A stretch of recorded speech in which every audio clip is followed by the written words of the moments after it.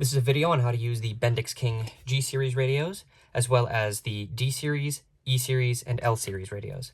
Basically, if it looks like this, or this, don't ask what happened to it, that's how you use this radio. The Bendix King Brick series, as a lot of people like to call it, hasn't really changed since the 1980s, so if you have one of these that looks like this, well, this is how you use it. Anyway, this is a Bendix King GPH 5102 XP radio from the mid-2000s, despite its looks. And I'll go over the exterior features first. So we have a large belt clip on the back, our accessory battery here, which can be removed with that toggle like that. Our keypad, our LCD, speaker, microphone, antenna, push-to-talk switch, the accessory port as well as its associated cover, our power switch and volume knob, our code guard and squelch knob, I'll say what that does in a second, our power switch, our scan control, our priority scan control, transmit LED, receive LED, and finally our volume knob, our channel select knob. So we're going to start by turning our radio on. So we're going to go to the power knob as well as the volume control. We're going to turn it up around a third of the way. That beep that you heard, that changes with the volume that you set it to, so this will be louder. There we go. That was actually kind of loud, that hurt. That just indicates that our radio is functional, all the circuit checks passed, and it's working, basically. That beep is a good noise. It also lets you set the volume level. Anyway, now you'll see that the LCD has come alive. It says HARC-V on it. That's my channel 1. I have this channel knob all the way in the counterclockwise position, set to 1. And if I start rotating that, you'll notice it starts changing to different channels in my group here. So how do we actually go about using this? Well, like you just saw, we have the channel knob on the top, and whatever position that's in, it goes to whatever channel is associated with that number in this zone, or this group. Right now I'm set to group 3, which is my ham zone, because I'm a ham radio operator. So I have various local repeaters in here, as well as the calling frequency, as well as some other ones like the weather. At 9 miles an hour, producing... like that, and some other things. Anyway, that's how you select channels within this group. But if we want to select which group we're in, which each group is a different roster of channels, we're going to hit the pound key, followed by the number of whichever group we want to go to. So let's say I want to go to the public safety frequencies of the area, so like the fire department and such. I have that programmed as group 4. So I'm going to hit the pound key. I'm going to hit the number 4. It says group 4, enter. And look at that. We switch to group 4, and I have a new bank of channels that we're working with. Since I don't want to transmit on any of these, I'm going to switch back to group 3 so we don't break any federal regulations here. And you'll notice that there is a full keypad here that's not too hard to press down on them. If you're carrying your radio around and you don't want it to kind of get bumped around, we're going to hold down the function key. It's going to say lock. See?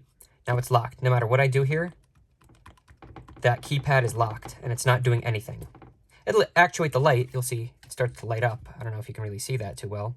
I have mine programmed to light up for 5 seconds. The only thing we can do here is hold down the function key until it says unlocked, and now we can go and edit that once more.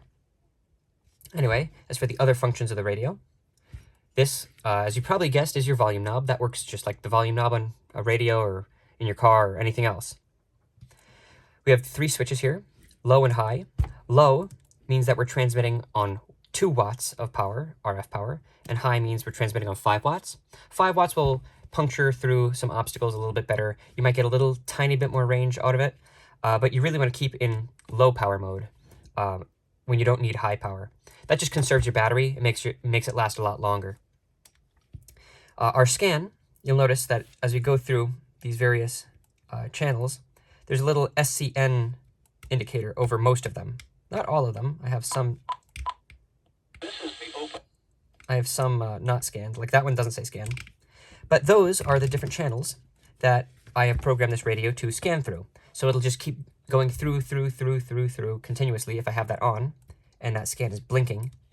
It'll just keep monitoring all of those in the background until one has activity, in which case it'll let you listen to that. To add a channel to the scan list, it won't have anything up there. You're just going to press the Enter key. It adds scan there. To take it out, you click clear, it removes it, and so on and so forth. You do that for all your different frequencies there. That can be disabled in the radio editor. You can keep the scan list fixed, but I like to keep all my radios with a changeable scan list. Anyway, I digress. Next to it, we have the priority scan. You'll see that I have a few channels here. There we go. That's labeled PR for priority.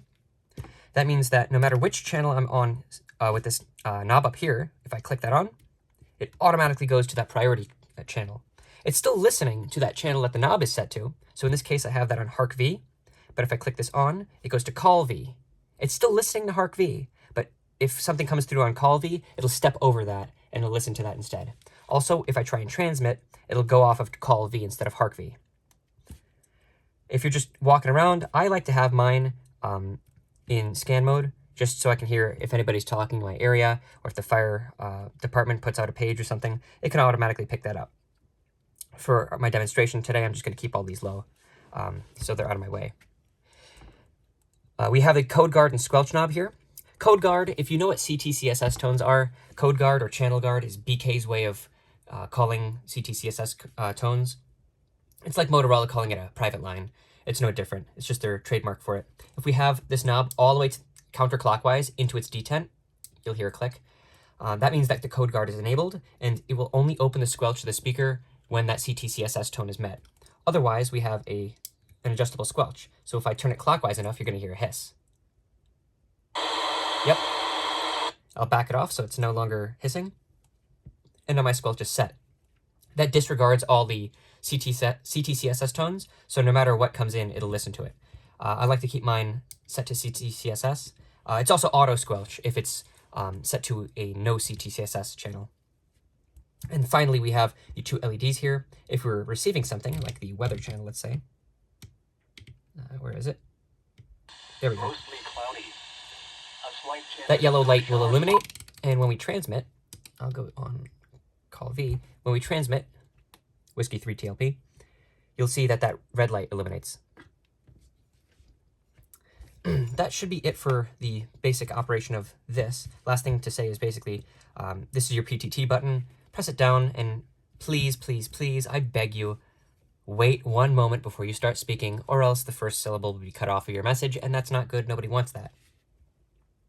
Don't transmit without an antenna on. That damages the radio. Bad SWR, if you know what that means. Make sure your battery's charged if you want to use it. That should be pretty obvious.